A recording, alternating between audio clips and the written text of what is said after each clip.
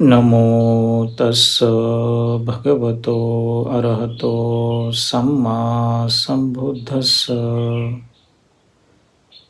मैं अरहंत सम्यक संबुद्ध को अपने काया चित्त और वाणी से प्रणाम करता हूँ। मैं 10 दिशाओं में स्थित समस्त बुद्धों एवं बोधिसत्वों को अपनी शुद्ध काया चित्त और वाणी से प्रणाम करता हूँ। मैं समस्त सत्वों के कल्याण के लिए दान, शील, शांति आदि पारमिताओं का अभ्यास करके मैं सभी प्राणियों के कल्याण के लिए बुद्धत्व प्राप्त करूं। तो आज का हमारा विषय है कि 17 नालंदा के मास्टर्स, आज उनके बारे में हम बात करने वाले हैं। ये जो 17 स्कॉलर्स है, ये कौन है? 17 प्रकार के 17 पंडित जिन्हें कहा जाता है, वो केवल पंडित नहीं थे, बजाय कि बहुत ही गहन साधना का अभ्यास करने वाले थे। महायान का उद्गम और विकास यहाँ से ही शुरू हुआ। मैंने पिछली बार वीडियो बताई थी, उसके बारे में हमने बात भी की थी कि किस प्रकार से आचार्य नागार्जुन और आचार्य असंग इन्होंने महायान की शिक्षा को कैसे उजागर कहा। टिप्टी में हम उसे पंडुचुब्दुन कहते हैं, मतलब 17 प्रकार के नालंदा मास्टर्स। कई लोगों को पता भी नहीं होगा, और इसी के आधार पर आज हम बात करने वाले हैं। वैसे देखा जाए तो परम पावन दलाई लामा जी वो यही कहते हैं कि मैं भारत का शिष्य हूँ। शिष्य इस माने में कि वो कहते हैं कि ये 17 जो पंडित थे भारतीय नालंदा विश्वविद्यालय में, इन्होंने बुद्ध की शिक्षा को इतनी गहन तरीके से उन्होंने संभाल के रखा, इसलिए मैं उनको प्रणाम करता हूँ। तो मॉनेस्ट्री में हम उनको हर समय श्रद्धांजलि, या यूँ कहें उनके लिए हम एक प्रशंसा या उनके गुणों की हम याद रखते हैं। उनको पंडित चित्तंगी मुल्लन भी कहा जाता है कि 17 प्रकार के जो नालंदा मास्टर्स थे, उनकी हमारे ऊपर कितनी कृतज्ञता है। बुद्ध को मिला के 18, इसी प्रकार से बुद्ध भी एक बहुत बड़े पंडित भी थे, ध्यान करने वाले साधक भी थे, और आखिरकार वो बुद्ध ही थे। तो कहने का तात्पर्य क्या है कि परम पावन जी बताते हैं कि बहुत ऋणी है तिब्बत, भारत का बहुत बड़ा तिब्बत पर ऋण है कि उन्होंने ऐसी शिक्षा हमें दे दी। आज तक किसी भी व्यक्ति ने अथवा किसी भी वैज्ञानिक ने इस प्रकार की शिक्षा का आविष्कार नहीं किया बुद्ध के अलावा। बुद्ध एक महान वैज्ञानिक थे, और उस महायान के परंपरा को ठीक से संभाल के रखा, इसलिए हम उनको कृतज्ञता प्रकट करते हैं। जैसे आजकल की भाषा में क्वांटम फिजिक्स जो है, वो आचार्य नागार्जुन की ही तो बात कर रहे हैं। पार्टिकल्स जो होते हैं, जब हमें उन्हें ढूंढने जाए तो उनका अपना अस्तित्व कोई मिलता नहीं, उसी को शून्यतावाद कहा गया। परम पावन इस विषय पर बहुत बहुत जोर देते हैं। वो कहते हैं कि मैं आचार्य नागार्जुन का शिष्य हूँ।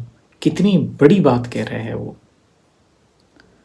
जब आप मोनिस्ट्री में तर्क होता है, डिबेट होता है, ऐसे ही नहीं कि बुद्ध की कोई वाणी पढ़ ली और उसी को ही हमने मान लिया, ऐसा नहीं। उस पर तर्क होता है, डिबेट होता है, शास्त्रार्थ होता है, ताकि आप उस वाणी को ठीक से निचोड़ के उसका सार समझे, और एक ही एंगल को आप 10 दिशाओं में घुमा रहे, माने 10 एंगल से उसको दिखा रहे।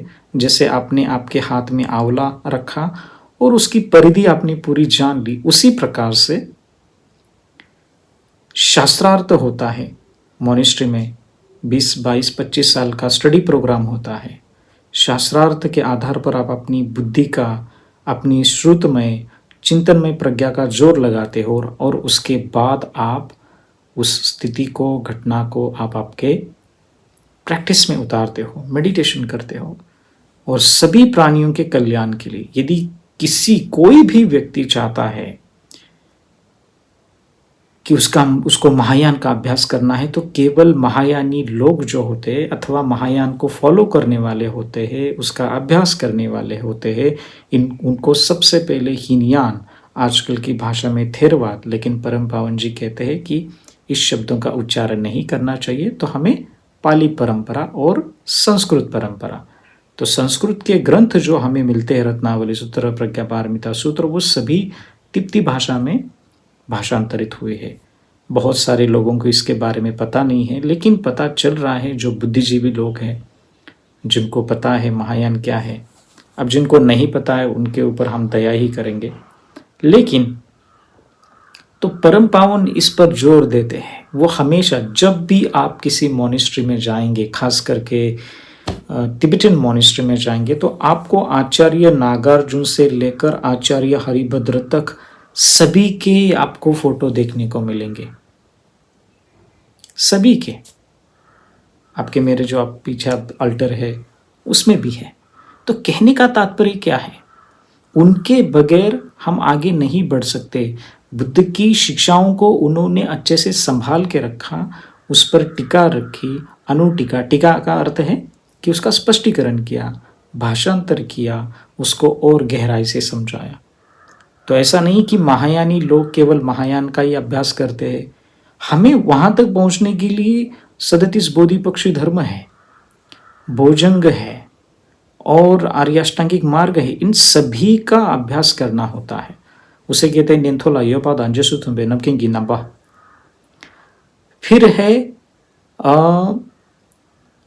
बोधिसत्व की अभ्यास। बोधिसत्व क्या करता है, बोधिसत्व की 34 प्रकार का अभ्यास करता है वो, और उसमें वो आर्याष्टांगिक मार्ग से लेकर के आपके जो सतीपट्ठान जो है, 4 प्रकार के सतीपट्ठान है, उसको लेकर के आर्याष्टांगिक मार्ग तक वो सभी उसका अभ्यास करता है। उसके बाद वो बोधिसत्व के मार्ग में प्रतिष्ठित हो जाता है। इसका मतलब ये नहीं कि किसी भी व्यक्ति को, किसी भी बोधिसत्व को अथवा कोई भी महायानी व्यक्ति को उसको ये पता नहीं होता है कि आर्याष्टांगिक मार्ग क्या है, इनका तो अलग है, ये कुछ भी कर रहे, ऐसा नहीं है। तो ठीक से समझे, मैं एक एक नाम लूँगा जो आप 17 प्रकार के जो स्कॉलर है उनके प्रति परम पावन बहुत गहरी श्रद्धा दिखाते हैं, और उन्हीं की वजह से ये महायान अभी भी उसी प्रकार से इंद्र का जो मेरू होता है, कहा जाता है ना कि वो हिलता नहीं। किसी गांव में बहुत बड़ा गड्ढा खोद के उसमें हम खंभा गाड़ देते हैं और वो हिलता नहीं है, ठीक वैसे ही महायान की शिक्षा इन्होंने इतनी पकड़ के रखी है। उसमें कोई भी व्यक्ति, तर्क है, शास्त्र है, आपने पढ़ा है, साधना भी कर रहे हो, एक झटके में आप सामने वाले को प्रश्न पूछ सकते हो। तर्क है, और तर्क की कैसा होता है, उसे डिबेट कहते हैं। मोनेस्ट्री में डिबेट करते हैं हम, उसी के आधार पर सिर्फ पढ़ लिया और ऐसा नहीं बनता है। पहला तो पहले 17 प्रकार के स्कॉलर में से पहले है आचार्य नागार्जुन, जिनको दूसरा बुद्ध भी कहा जाता है। इसलिए कहा जाता है क्योंकि उन्होंने बुद्ध की शिक्षा को बहुत अच्छे से उजागर किया। और फिर दूसरे है, अभी मैं क्रम से तो नहीं लूँगा, मतलब आचार्य नागार्जुन के बाद ऑब्वियसली असंग आए, लेकिन उनका क्रम थोड़ा सा यहाँ वहाँ हो सकता है। लेकिन आचार्य असंग है जो योगाचार और चित्त मात्रता।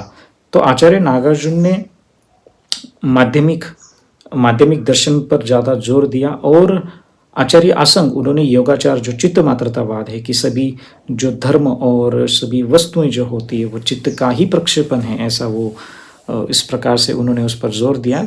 हालांकि आचार्य असंग माध्यमिक दर्शन शास्त्र के थे। और जैसा मैंने बताया कि आचार्य असंग तुषित लोक में गए और आर्य मैत्रेय बोधिसत्व से उन्होंने अभी समय अलंकार इस प्रकार से जो ग्रंथ है वो लाए। फिर है वसुबंधु, उन्होंने अभिधर्म, अभिधर्म जो हम पढ़ रहे हैं थेरवाद परंपरा में, अभिधर्म सेम ही है, कोई अंतर नहीं है, उन्होंने बहुत अच्छे से उजागर किया है। तो अभिधर्म है। फिर है बुद्ध पालित, उसको संज्ञा क्या कहते हैं, तो प्रासंगिक जो होता है उस पर उन्होंने जोर दिया। 4 वैभाषिक, सौतांत्रिक, चित्त मात्रता और माध्यमिक, ऐसे 4 प्रकार के 4 सेक्ट होते हैं। हर एक की अपनी अपनी दर्शन मान्यता है, लेकिन उस उस पर हम जोर देते कि ये किस प्रकार से है, पूरे एंगल से उसको जान करके। फिर है दिग्नाग, और उसके बाद है जो प्रमाण शास्त्र है और बौद्ध तर्क शास्त्र है, उस प्रकार से उन्होंने नींव रखी। फिर है भाव विवेक, स्वतांत्रिका को उन्होंने आगे से फैलाया। फिर आर्य विमुक्ति सेन छठी शताब्दी में है। फिर आज आए चंद्र कीर्ति जो लगभग 600 और 650 की ईस्वी सदी में है, और उन्होंने चंद्र कीर्ति जो है पाल्देन दावा टप्पा, हाँ तिब्बती में उनको पाल्देन दावा टप्पा कहते हैं। तो इसका अर्थ है कि उन्होंने माध्यमिक का अवतार और इस प्रकार से प्रमाण वर्तिक जो होता है, डिबेट का जो सेक्शन होता है, हम उस पर प्रमाण वर्तिक पर हम अलग से डिबेट करते हैं, जो 1 महीने का डिबेट होता है। उसमें करीबन 5,000 के लगभग 4,500 के लगभग भिक्षु लोग इकट्ठे होते हैं, और उस पर हमारा डिबेट होता है प्रमाण वर्तिक पर, उसे डायलेक्टिक डिबेट कहते हैं। फिर उसके बाद है धर्म कीर्ति। तो जो दिग्ना की जिन्होंने प्रमाण शास्त्र जो है उस पर उन्होंने धर्म कीर्ति ने प्रमाण वर्तिक पर रखा, और जो चंद्र कीर्ति उन्होंने माध्यमिकता के, उनको ये कहा जाता है आचार्य नागार्जुन के जो माध्यमिक जो व्यू है दर्शन शास्त्र है, उन्होंने उनको बढ़ाया। फिर उसके बाद है आचार्य शांतिदेव, हम उन पर हम बार बार बात करते हैं, जो बोधिचर्यावतार ग्रंथ उन्होंने लिखा। फिर है आचार्य शांतरक्षित जो कि योगाचार संप्रदाय के अनूठी प्रणाली में संश्लेषण किया। फिर तिब्बत में जाकर उन्होंने बौद्ध धर्म को ठीक से लोगों की उनकी चित्त की चेतना को समझ के उनको वैसे ही शिक्षा दे दी।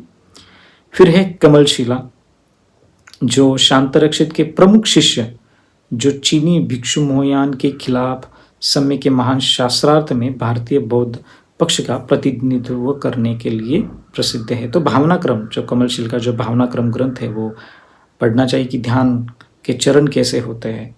फिर है हरिभद्र, फिर है गुण प्रभा और शाक्य प्रभा है। उसके बाद दीपंकर, आतिश दीपंकर है जो एक महान बंगाली आचार्य थे जिस पर हमने बात की। तो इस प्रकार से 17 स्कॉलर हैं। मैं फिर से नाम पढ़ रहा हूँ: आचार्य नागार्जुन, आचार्य आर्यदेव, आचार्य असंग, आचार्य वसुबंधु, आचार्य बुद्धपालित, आचार्य दिग्नाग, आचार्य भाविवेक, आचार्य विमुक्तिसेन, आचार्य चंद्रकीर्ति, आचार्य धर्मकीर्ति, आचार्य शांतिदेव, आचार्य शांतरक्षित, आचार्य कमलशील, आचार्य हरिभद्र, आचार्य गुणप्रभ, आचार्य शाक्यप्रभ और आचार्य दीपंकर अतिश। तो सबसे पहले जब हम 17 स्कॉलर की, जब हम कभी भी हम पूजा में कहीं पर भी होते हैं तो सबसे पहले हम उनको प्रणाम करते हैं। फिर उसके बाद जो क्लास है उसको शुरुआत होती है। तो इसी प्रकार से ये जो 17 जो प्रकार के जो स्कॉलर हैं उन्हीं के ही आधार पर मॉनेस्ट्री में पढ़ाई होती है, ध्यान का अभ्यास होता है। हमने यहाँ वहाँ की वीडियो पर देख लिए, यहाँ वहाँ के थोड़े शॉर्ट्स वीडियो देख लिए और इसी को ही हम सत्य मान रहे, ऐसा नहीं है। बहुत गहनता से अभ्यास होता है। जो हमारे बड़े बड़े एबॉट होते हैं और बड़े जिन्होंने पढ़ाई की है, खास करके मॉनेस्ट्री में 22 साल तक पढ़ाई करनी होती है, और आपको फिर से और पोस्ट और ग्रेजुएशन करना है उसमें, तो और उसमें आपको 6 साल देने होते हैं। तो करीबन आप 27-28 साल तक आपको और करना होता है। तो एक लंबी प्रोसेस होती है, लेकिन कितनी ही लंबी क्यों ना हो, वो एक भिक्षु के लिए होता है। लेकिन आप जैसे उपासक गृहस्थ हो, एक अच्छे से धर्मदेशना सुने, और जैसे परम पावन जी हमेशा धर्मदेशना देते हैं, उसका भाषांतर भी अवेलेबल होता है।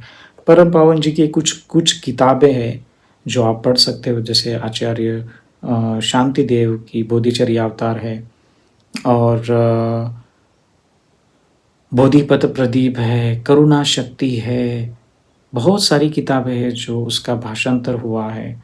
तो मैं चाहता हूँ कि आप इन सारी शिक्षाओं को समझें पालिम परंपरा और संस्कृत परंपरा को ठीक से समझे, अपना कल्याण करे। जो भी ये 17 स्कॉलर है, हम उन्हीं की बदौलत से पढ़ाई करते हैं। नालंदा विश्वविद्यालय को जलाया गया, लेकिन जिस भी प्रकार की जो शिक्षा उन्होंने स्थापित करके दी, वो अभी तक वैसे ही बरकरार है, शुद्ध रूप से है।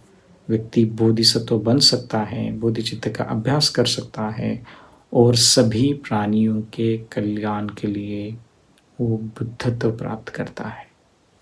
नमो बुद्धाय।